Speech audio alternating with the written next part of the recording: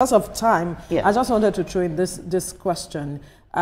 Still speaking on the matter of love or sabotage as it is, because we look at NELFund that government put in place to addressing this matter of access to quality education. So that students can have loans. And then recently we hear there's corruption in the process. At the end of the day, some schools do not even tell the students that this money is available, or they deduct certain amounts of monies from these monies that the students are supposed to get. We have seen policies being put in place by the government and this administration to improve the lives of Nigerians, but we still have those who sabotage this whole matter. How do we address it? Yeah, that's a good point. Talking of NELFund, I will tell you that don't be carried away by what we read in the newspapers and in the media. Because the gentleman that supervises NELFund, I know him in person. He's a responsible gentleman, God-fearing. Sometimes when you see all these headlines and all that, I've been in position of authority before. Thank God I didn't experience this hostile treatment. It is politicized. It is politicized. I work closely with NELFund because I handle some of their media, promotion programs. And I heard from the grapevine that it's all politicized. The gentleman means well for Nigeria. Mr. President appointed him there, knew what he's doing, and so we would want it to be thoroughly investigated and the man given a clean bill. It may not be from his office, but it might be from the schools, the I know. That's why I said investigated. Yes. That's why I said investigated. He's the chief executive, but he has a lot of people under him. Absolutely. And so you're very right. And I'm sure he's going to do that because you've heard him talk about whatever we need to investigate, we will investigate. But let me dive to the core of the point you're trying to make. The fact that we have agencies of government that must be responsible to the people, that must deliver governance, deliver democracy dividend, deliver the job they're supposed to do. How many of them are doing it? That's a question you may really be. You're very right. See what had happened at NNPC.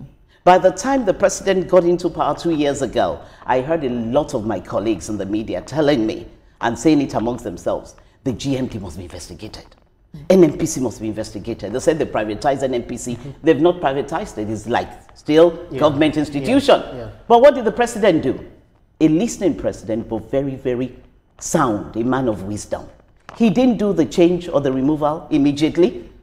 Some of my colleagues have said, what is President Bola Tinubu doing? A lot of wreck, a lot of stench at NNPC. And NNPC happens to be the biggest federal government institution in Nigeria today. That's right. NPA, NIMASA, they're coming behind. So most of our resources are in there. Oil and gas dominated economy anyway. So they wanted him to quickly look into the place, change the leadership, and bring it, but a man of wisdom. If he had done that, some of our brothers and sisters up north will say, Bola Tinubu don't come again, no. He's the #1 person in the north that he decided to remove. He don't come again. So he took his time. But at the right time, when it became so obvious that investigation must be conducted on NNPC, when it became obvious that we cannot continue like this, when some people are cutting away the resources and we, the general masses, are suffering, he did the right thing. We must commend that as well, tactically. Tactically. Interesting stuff. And one thing is, I know that you have special interest when it comes to tourism, and I want you to speak, regarding that. To ask a question on that. Because they refer to it as Nigeria's, hidden gold mine. I think I've heard you mention that. Yet it actually remains largely untapped with the government's, renewed push to revamp this sector, the tourism sector, through, is it NTDA, NITSTA, call it, and the cultural diplomacy. What practical steps do you think that the government must be taking, the government must do to ensure that Nigeria is not just tourist ready, but globally attractive? Yeah, thank you, Ibrahim. I wouldn't agree that tourism had still not developed, and we've been talking of potential. I will tell you why I said that. Tourism is not just a tourist site. Often a time when you measure tourism by the state of our tourist sites, you realize, oh no, we have not done much. Tourism goes beyond that. goes beyond physical, geography. Exactly, geographical sites, tourist sites, Obudu Ranch, Oshogbo, what do you call it now, Gurara Waterfall, and it goes beyond that. Nigeria is ready for tourism. See the extent of the tourism attractions we got. We're talking of fashion tourism, cultural tourism, ecotourism, black heritage tourism,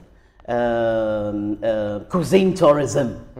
Those ones are being given the desired attention. Look at the, let me quickly say this. If you could just hold your thoughts, we need to go on